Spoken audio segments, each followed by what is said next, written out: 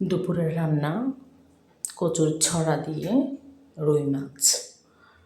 তো first time আমি ছড়াগুলোকে সবসময় হালকা হলুদ আর লবণ পানিতে সিদ্ধ করে নিই, কিন্তু আজকে যেহেতু গ্যাস একবার আসতেছে একবার যাচ্ছে, তো আমার অনেক লেট হয়ে গেছে এমনিতে রান্নায়।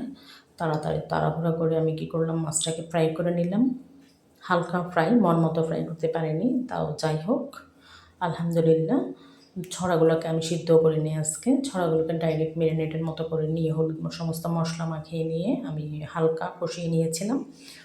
কষাতেই রান্নাটা সেরে নিয়েছিলাম। লাস্টে রুই মাছ ভাজাটা দিয়ে ধনেপাতা দিয়ে নামিয়ে নিয়েছিলাম। ছড়া দিয়ে রুই মাছ অসাধারণ একটা রান্না।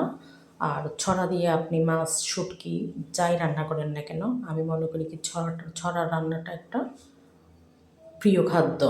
আর এটা হলো চিকেন দিয়ে, যেহেতু ছড়া বাচ্চারা খাবে না, অনেকেই খায় না, তো আমি সবসময় কয়েকটা রেসিপি করার চেষ্টা করে থাকি, সকাল দুপুর রাত সবসময়, যাতে সবাই খায় নিজের তৃপ্তি সহকারে পছন্দ মতো। তো চিকেন দিয়ে শশা, আবার 2-3টা আলু ছিল, আলু দিয়েছি, ওরা আলু খায়, আলুটা বেশি পছন্দ করে।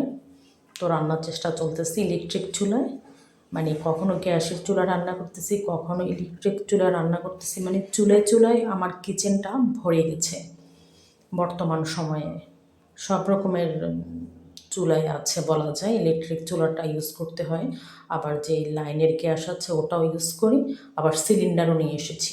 মানে কিচেনটা আমার চুলা দিয়ে পড়ে গেছে, মানে ভরে গেছে।